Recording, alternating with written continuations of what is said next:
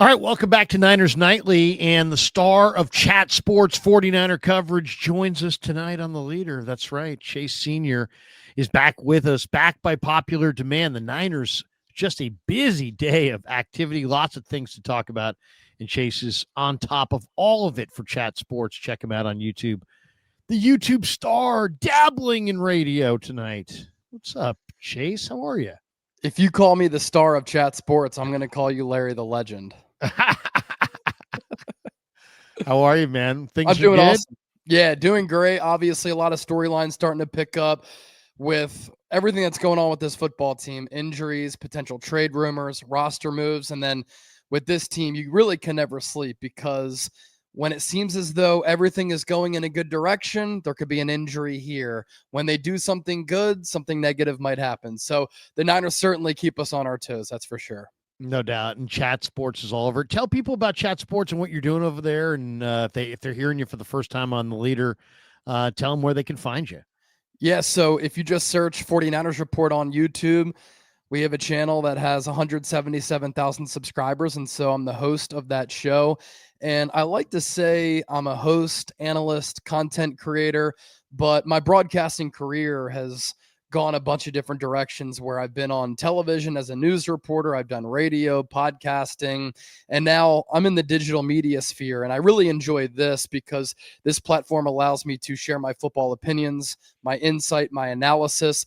But I really like the fan interaction model. I try to be the voice of all Niner fans out there. And so we've reached about 4 million people over the last month, and this is a massive platform. I dreamed of covering the NFL as I grew up. So to be able to have this platform, it's a blessing. I wake up every single day really excited to talk about the Niners, and it's truly a blast. I'm honored. Yeah, let's get to it. I was at practice today, and Brock Purdy was there practicing, which was encouraging, but he was taking third-team reps behind Adrian Martinez, and Mac Jones was taking the first-team reps. Purdy, of course, still has the toe. He's officially listed as a limited participant today at practice. And then Mac Jones, according to Kyle Shanahan in the latest conversation that he had on KMBR during his weekly show, he says Mac Jones will most likely be the starting quarterback Sunday night against the Atlanta Falcons. And, I don't know if that was big news or not. My thing is I think the Niners ought to give Purdy an extended rest to let that toe heal.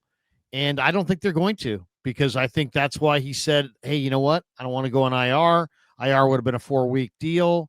So I think he's back next week, and I think they ought to give it, multiple weeks before they let him return because of what happened last time. How do you think the Niners ought to play their hand at quarterback?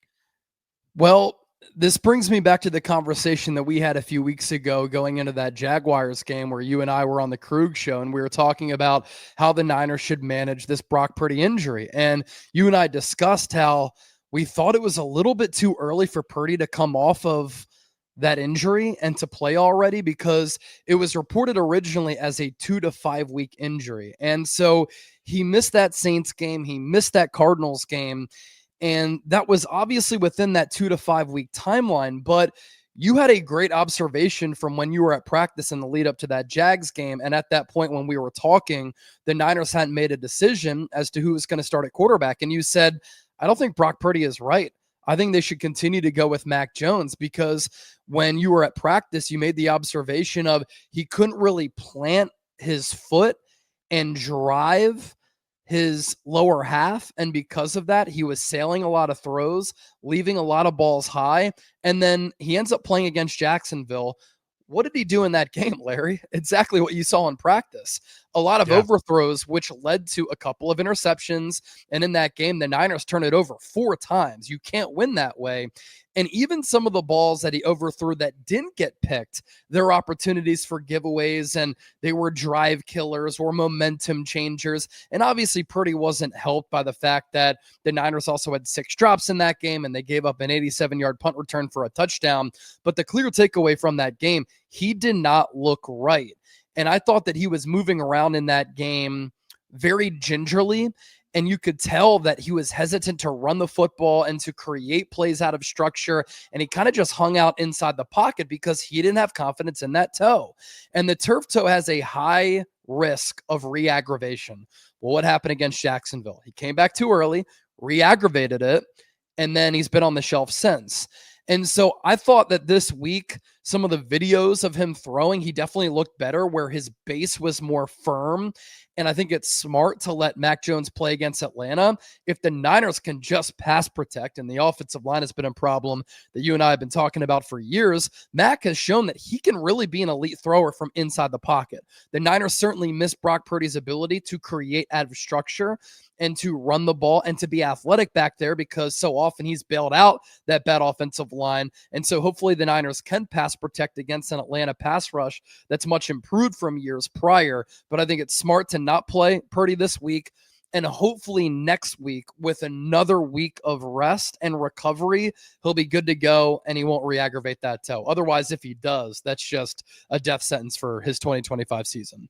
You know, and I watched him today at practice, and he just, there's a little bit of a loopiness to the ball right now. He's not zipping it out there.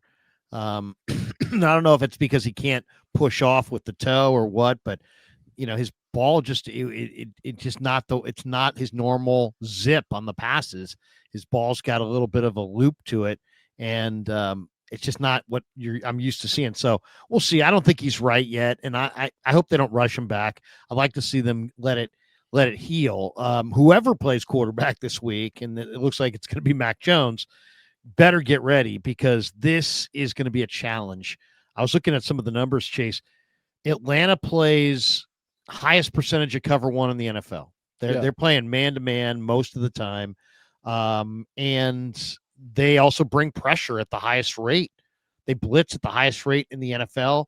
They really bring it on third downs. I asked Kubiak about it today, and he said they do mix in some shells as well, some zones. So they really don't give you the same look consistently. But it's going to be a challenge because they do send a lot of pressure, and they do play man-to-man. So if the Niners receivers can't win these one-on-one man-to-man matchups, it could be a rough night for Mac Jones. Well, it was rough for him last week because Tampa Bay was all over him. They had 22 total pressures, 11 hurries of Mac. He got sacked 6 times, and the Buccaneers had a pressure rate of 11.3%. The thing, too, this could be more of a frenetic game just because of all of the weapons that the Falcons have on offense, how they've been performing on offense over the last couple of weeks as Zach Robinson, their OC, has gone from the booth down to the field, just like Steve Wilkes a couple of years ago. And you think about what the Falcons do offensively. Michael Penix can really spin it. Bijan Robinson might be the best offensive skill player in the NFL right now.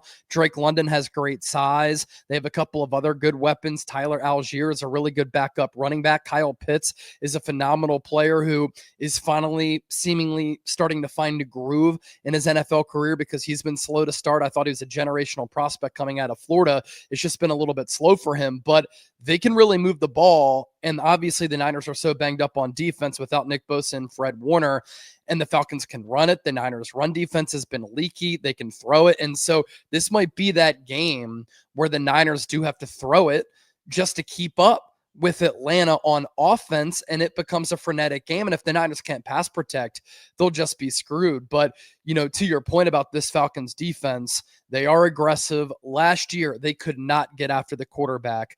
They gave up the highest completion percentage in the NFL, I believe. They did give up the most touchdowns in the NFL. They were dead last in sacks, dead last in sack percentage. They couldn't get after the QB. And so in the first round this year, they drafted Jalen Walker, a player who you and I liked in the pre-draft. They drafted James Pierce. They signed Leonard Floyd. They have Rook Ororo at defensive tackle. And I was looking at their sack production.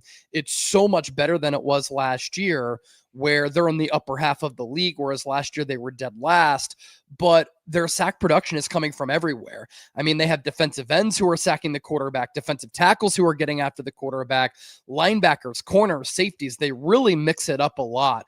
And so that's something for Niner fans to look out for in this Sunday night game. It's not going to be easy. When the schedule first came out, I think everybody looked at this Atlanta team as a team that the Niners would definitely handle at home. But without Fred Warner, without Nick Bosa, and just how much this Falcons team has improved year over year, this is going to be a really difficult game. Yeah, no question. No question about it. And while Niner fans love their draft, the Falcons had a hell of a draft themselves. Billy Bowman, Xavier Watts, maybe the two best safeties. They got them both. Jalen Walker, Pierce out of Tennessee. Those are two of the more electric athletes on the front line. They got them both. Yep. So, good, really good offseason. I think they're building a bully if Penix can play. All right, let's talk a little bit about that for a second. What do you think of Penix? He had a great game last week hooking up with Drake London. Yeah. Some people think that ultimately, if this Atlanta team is going to get anywhere this year, that they may have to go back to Kirk Cousins. Cousins doesn't move all that well, but he is a little bit more consistent than Penix. Penix throws kind of a flat ball. I was talking to David Archer, their color analyst, and I was mentioning to him how the ball that he throws to his right, which is not his open side, his closed side, he has a hard time with the accuracy on that. I don't know. I mean, there's some inconsistency there. This is a Atlanta team that got shut out by Carolina 30-0. What do you see with Penix? So I liked what he did when he was at Washington under Kalen DeBoer and Ryan Grubb. Really came on that final year that he was there with the Huskies when they ended up making it to the national championship game. And I was at that natty in person against Michigan, and he didn't play all that well. But during the media day in the lead up to that natty, just walking around, that Michigan team was loaded with a bunch of NFL guys. And I think Jim Harbaugh's team tied or set a record for the most players drafted in a single draft from a single program. Now, Washington did have some guys too who made it to the NFL and have been good NFL players. But the one thing that stood out to me about Penix when he was there, you're right, when he has to throw to his non-open side, he does struggle there. But when he throws to the left side, as he's a left-handed thrower, man, he throws with really good touch and anticipation, especially on some of those back shoulder balls. And so if you can kind of defend that and take that away, he's not that mobile. But when the field is opened up and when he starts to see it, that's when he can really play point guard, distribute it, and that's when he can really sling it. And he definitely has this release where it is quick and snappy, and the ball comes out with really good velo. At times, though, you do make a good observation. I think that the throw can be a little bit flat, but I like him as a player. I always love when players can throw with really good anticipation and throw guys open and give guys an opportunity to make plays on the ball with 50-50s. We've seen that with Mac Jones. Obviously, that is what makes Brock Purdy elite, in my opinion, is his ability to just layer throws out there. And Penix can do a little bit of that. I didn't love the offensive situation for him last year. I thought he did some nice things. This year, obviously, that Panthers loss was so weird when they lost 30-0. But then they moved Zach Robinson, their OC and play caller, from the booth down to the sideline. He's a Sean McVay disciple. And I think that's helped out this offense a little bit. Now, sometimes I look at those types of things as like the player-only meeting. And when you have to do that, you're kind of desperate. But in this case, I think it's worked. And Drake London is a stud. Bijan Robinson on the ground and through the air is a baller. Kyle Pitts is an unbelievable athlete when he's engaged. Darnell Mooney, when he's healthy, really good player. Not sure if he's going to be able to play in this game. Ray McLeod, former Niner, was good last year. He was a healthy scratch against Buffalo. So we'll see what happens on that front. But this is a dangerous team, and they're coming off probably their biggest regular season win in quite some time since Matt Ryan was there, because they've been bad over the last couple of years. But they put the beat down on the Buffalo Bills on Monday Night Football. Oh, I know. They blitzed the heck out of Josh Allen, and they made him look really, really bad on his down. Yeah, on his down too. Third down, they owned him on third down. Yeah, this can be a real challenge. And Kubiak said it today when I said, "Hey man, they're going to play man. They're gonna send pressure. It's gonna be tough." He's like, "Yeah, no question." I mean, this is going to be a massive challenge for the 49ers offensive line and Mac Jones. They are getting George Kittle back. Kittle spoke today, he practiced today. They officially have designated Kittle to return from IR, and Kittle says he fully plans on playing Sunday night at Levi's against the Falcons. Shanahan ultimately has the final call. Kittle also revealed that he has a fully torn hamstring. What does that when you hear that, how do you feel about the rest of his year? Yeah, when I heard that term and saw that term and I was reading it, I was like, my goodness, I guess there are different grades of a torn hamstring. This one was a grade 3, and so that's why he wasn't out for an extended period of time. But my goodness, that's a really serious injury for him. And after he went out against Seattle, I knew it was bad because he was like limping pretty badly on the sideline and he could barely walk around. And I'm like, oh boy, hamstring, soft tissue. You hate to see that, going to be out for a few weeks. But for him to come back this soon, it's a credit to him. It's a credit to how he takes care of himself. Obviously, he's a freak athlete.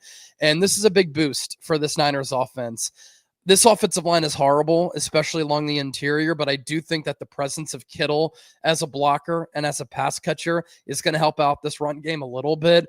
It's going to help to lighten boxes, I think, a little bit too, which is going to help the pass game and the run game. And just, it's not going to make the Niners offense as predictable because I think they've been predictable in running situations. And so I just think that his presence out there, leadership, because you're losing Fred Warner and Nick Bosa is going to be huge. His ability as a blocker, as a pass catcher in the red zone, where the Niners have been the 28th ranked red zone offense in the NFL, he's going to help in that area. I'm really looking forward to him coming back, and I hope he doesn't re-aggravate it because he's such a special player, an absolute treat to watch, plays the game the right way, leads the right way, and his impact is going to be profound. No question about it. Robert Saleh said today Malik Mustafa and Jair Brown will be starting at the safety spots against the Falcons. And, what do you think? I mean, there's also a lot of speculation at the trade deadline about Jason Pinnock. I saw Bill Barnwell believes the Niners may trade Jason Pinnock or Jair Brown. He's suggesting to Buffalo for the deal would be Pinnock and a 2027 7th, and the Niners would get a 2027 6th. I mean, that's just that's just basically getting rid of the money in the contract. Yeah. What do you think? Is Pinnock, now that Malik Mustafa, I mean, obviously Mustafa's the guy. I think the rest of it's fluid, whether it's Siegel or Brown, but I think Pinnock was a more of a, gap filler until those guys were all healthy. I could see a Pinnock move. Could you? Yeah, and earlier this week, I don't know if Bill Barnwell watches my show, but I had talked about Jason Pinnock as a potential trade candidate for San Francisco for the reasons that we're seeing here. He got benched in favor for Jair Brown. Marquise Siegel did get the start against Tampa Bay, but now it's going to be Malik Mustafa and Jair Brown starting at the 2 safety spots. And I don't think this means that they have lost confidence in Marquise Siegel or that he's not a good player, but he has been a liability in coverage. What's weird is that outside of the long touchdown he gave up to Tez Johnson when Tez got behind him in that Buccaneers game, he's been in a position to make plays in coverage. It's been closely contested. He's just not finishing those plays. And I like the way that he plays. I like the way that he's wired. He has 4.3 speed. He can come downhill, make big hits against the run. He can kind of identify lanes against the run and attack those. But in coverage, he's just been picked apart. And so I think Saleh wants some more consistency there. There's also been a huge uptick in explosive plays given up for this Niners defense since Nick Bosa's been out. I think it's gone up from 6 explosive plays to about 9 per game. And a lot of that increase has been both through the air and on the ground. And just by putting a more experienced player back there in Jair Brown, I think the Niners are hoping that that gets limited or goes down at least a little bit. When I did turn on the tape and watch that Buccaneers game, I did think Jair Brown played a little bit timid, which is unfortunate because he's a big body at that safety spot. You do have Malik Mustafa, who I think is a stud. Saleh also said today, this by no means means that the competition is settled. So I think right now they're going to go Jair Brown, Malik Mustafa, but I don't think that Jair is going to lock down that role for sure unless he plays really well, and then he will. As far as Jason Pinnock, wouldn't surprise me if they trade him away. That Bill Barnwell idea was to the Buffalo Bills. They've had a lot of defensive questions this year, especially at the safety spot. Pinnock is a player who's long, he's lengthy. I always think he's good toward the line of scrimmage and around the box. And I think we saw that this year because he wasn't great in coverage. And so maybe Buffalo could use him in that type of manner. And if the Niners don't trade him, he can kind of be that big nickel like we saw Jair Brown doing a little bit earlier in the season. There's been a lot of speculation about defensive ends and defensive linemen. 49ers, obviously, they can't get to the quarterback. They can't really impact the quarterback. And it's like you could have Deion Sanders on both corners. And if you can't get to the quarterback, you're not going to, somebody's going to get open. So a bunch of names were floated. I mean, Graziano and Fowler threw out a bunch of names. Trey Hendrickson, Jalen Phillips, Bradley Chubb, Rashawn Gary, Kingsley Enagbare, Jermaine Johnson, Will McDonald IV, Arden Key, just to name a few. What do you think? I mean, Hendrickson's the big ticket item, but we don't even know if the Bengals are willing to move Trey Hendrickson. They're acquiring veterans, trying to compete, and hoping that they can salvage their year with Burrow coming back later. So are the Bengals even going to sell Hendrickson? And if he's not out there, because it's easy to just go get Hendrickson. I mean, that would be great, especially if you could get him at a reasonable price. We could talk about what that is. But what do you think of those names? If it wasn't Trey Hendrickson, which name do you like the most? Yeah, and he's the apple of my eye. Didn't play on Thursday Night Football against the Pittsburgh Steelers because he injured his back on Sunday against the Packers. And I think it's more because of the injury and not because Cincinnati is going to deal him away. But look, if the Bengals continue to reel, they didn't sign him to a contract extension. And so don't you want to get value back for a player who you might otherwise lose in free agency for nothing, especially if you continue to lose and Joe Burrow's not coming back until December? I think it's smart business for Cincinnati to trade him away, and it's their fault because they're the ones who didn't sign him to a contract extension when he wanted to stay with Cincinnati. And so I think that would be the best move. And I think as far as the scheme fit goes, Hendrickson would be awesome. I love what you said about what he would bring this team as far as his habits. This is a guy who plays hard, high character, leader in the locker room, doesn't take a snap off. He's gritty. I mean, he would really fit what the Niners value. And that's guys who love the game of football and are very passionate. If the Niners can't pull off a trade for him, I want to go with a young piece who can be with this team for the foreseeable future. I think Jermaine Johnson of the Jets, Will McDonald of the Jets would make a lot of sense. They've shown that they can thrive under Robert Saleh because they did it when he was the head coach. And those can be building blocks for your team. And something that I've talked about a lot here on my show is even if you trade for a pass rusher and that pass rusher can be around for the long haul and Nick Bosa comes back next year, you can still find a way to have that trade piece, Nick Bosa and Mykel Williams, all on the field at the same time together, because in this scheme, all of those guys can play defensive tackle or defensive end. And I thought that earlier on this year, I loved what I was seeing with that NASCAR package and what Robert Saleh and Chris Kosarek were doing with Nick Bosa playing defensive end, playing defensive tackle, Mykel Williams, Sam Okuwana, Yeturgros Matos playing defensive end or playing defensive tackle. I think that just allows you to get mismatches against the opposing offensive line. And we're seeing the Giants do this a lot right now, and they're getting after the quarterback because they're putting Brian Burns over the guard. They're putting Kayvon Thibodeau or Abdul Carter over the guard. The Niners were doing that, and they were getting home. Obviously, now they can't do that as much because Yeturgros Matos is out, Nick Bosa is out, and so Mykel has to play more at defensive end. But if you trade for a defensive end, I hope it's a younger player who can be a part of this young core, this emerging young defense that I think is further along than anybody had anticipated.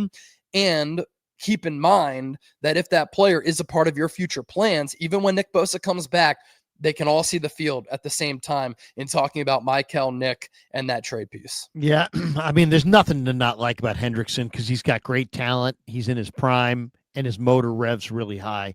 Yeah. He also has played 164 pass rush snaps. He's got 23 pressures, 4 sacks, and a 22.6% win percentage. Yeah. I think his game ages well too. Like he's on the other side of 30, but it's not like he's always been this quick twitched type of defensive end. Like he wins with power, moves, and technique.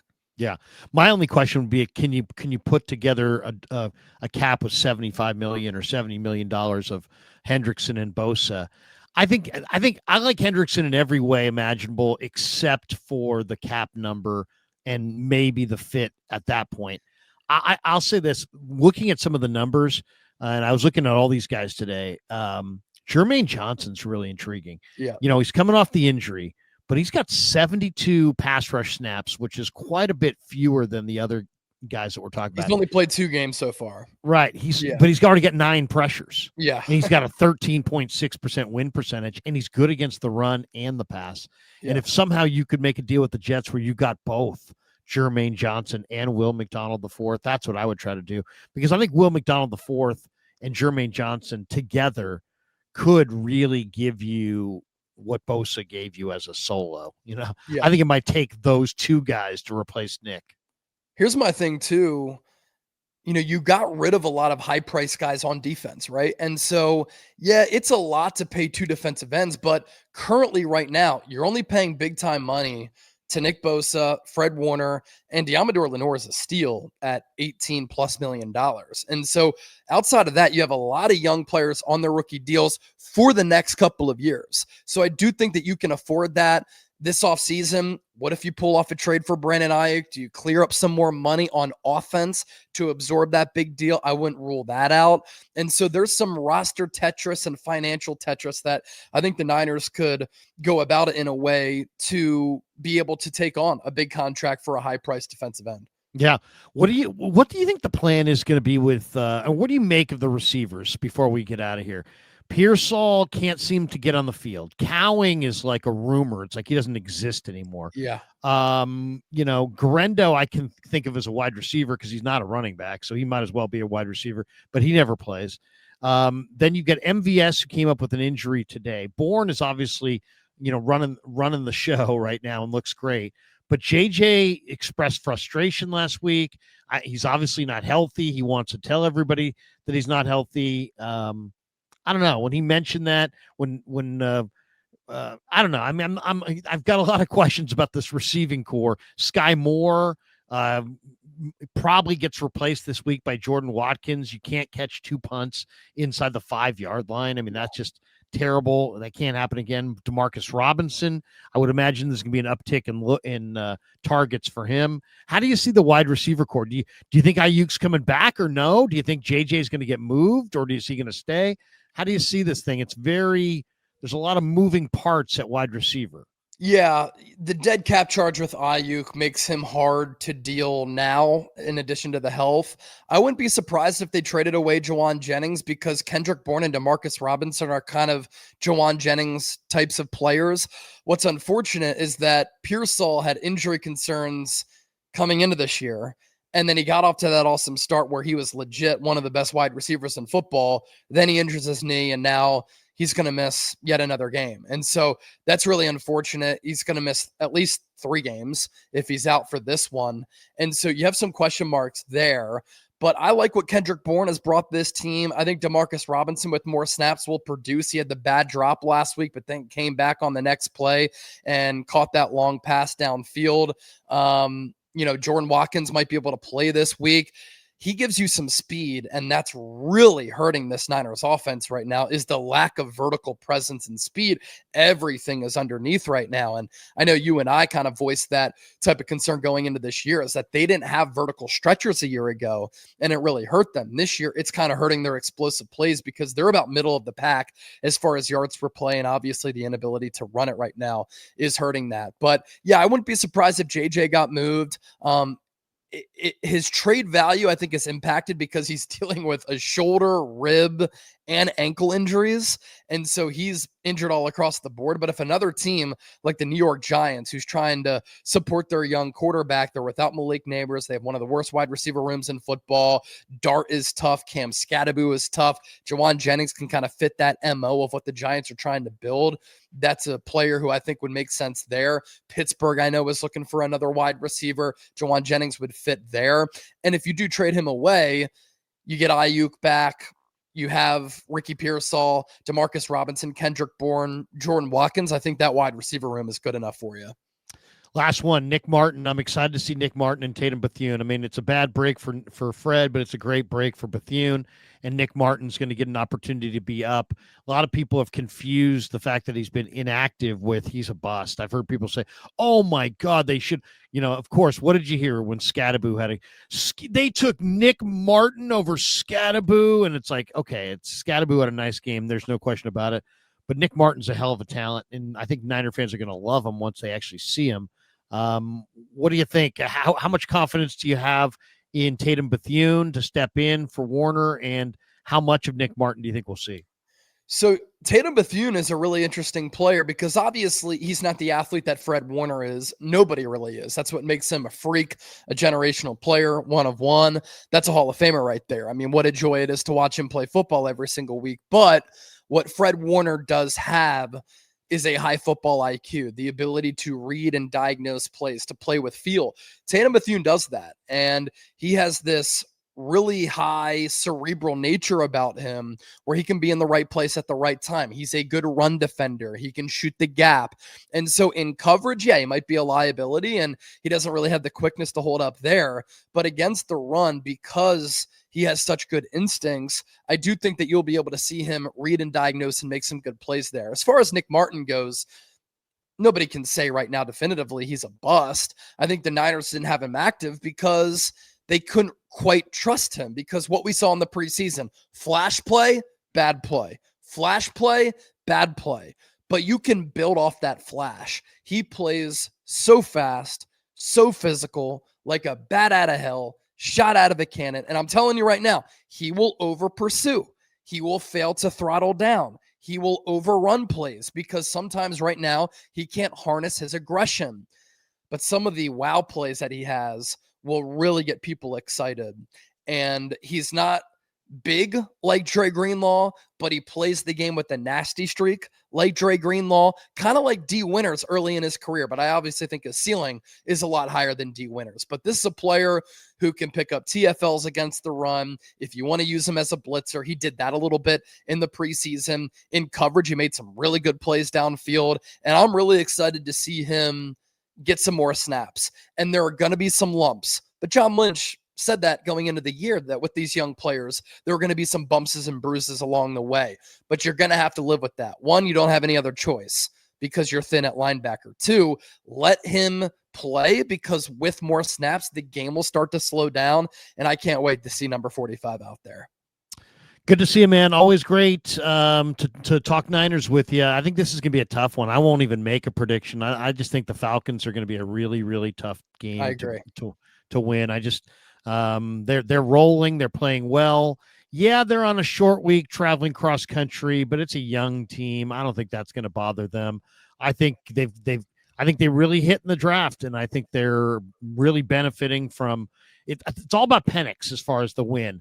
If Penix takes care of the football, the Falcons, I think, probably get the win. But if Penix doesn't take care of the football and the Niners are +2 in turnovers, which could easily happen, I think the 49ers win a close one. So I won't give a prediction, but I will say the key to the game is the 49ers' ability to tackle in the open spaces. They have to be able to tackle Bijan. The tackling last week against Rashad White, Tucker, putrid. Can't be that good. It's got to be a whole lot better. Give me your key to the game. So one thing to look out for, the Jags in primetime had their biggest regular season win in years over the Kansas City Chiefs 2 weeks ago. Classic letdown game the week after at home. They played poorly against Seattle. Atlanta, biggest regular season win in years in primetime against Buffalo. How does this young team fare the following week? Is this going to be the letdown spot? I think it's going to be really hard. I think the key is to stop Bijan Robinson. This has been a bad Niners rushing defense. They've been leakier there by the week. And I think he's in the running and the front runner right now for Offensive Player of the Year with his ability to run it and catch it. I mean, he's doing now what Christian McCaffrey was doing in 2023. And so if you stop him, I think you've got a great chance to win. If he goes off and they can control the clock, it's going to be really difficult to win this football game. Good stuff, man. Great to see you. We're going to wrap right here. Thanks to Kyle Haar, the producer, and thanks to all of you who participated tonight. Thanks to Chase. I'm back with you tomorrow for more Niners Nightly. Have a great night. We'll see you tomorrow on The Sports Leader.